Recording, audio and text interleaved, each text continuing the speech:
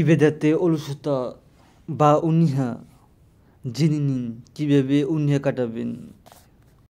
সূরা বাকারার ১০৯ নং আয়াত ঘাড়ের অংশে বা মাথার পিছনের অংশে হাত রেখে ৭ বার পড়ুন।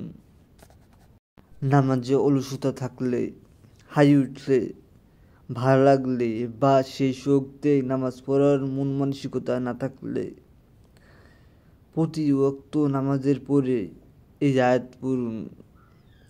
এছাড়াও সকাল বিকাল ৭ বার করে পড়তে পারেন।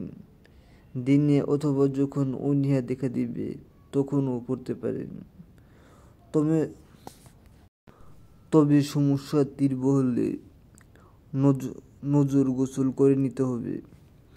এই যে আয়াতের পাশাপাশি তখন আযাব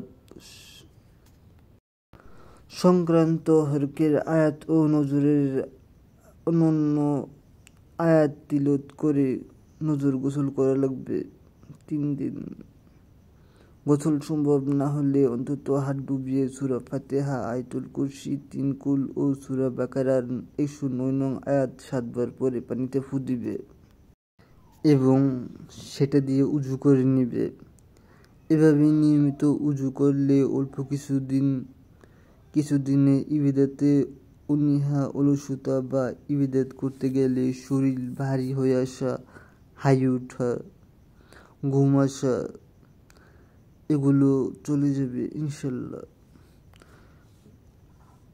ইসলামিক গল্প পেতে আমাদের চ্যানেলটিতে সাবস্ক্রাইব করুন, ভিজিট করুন।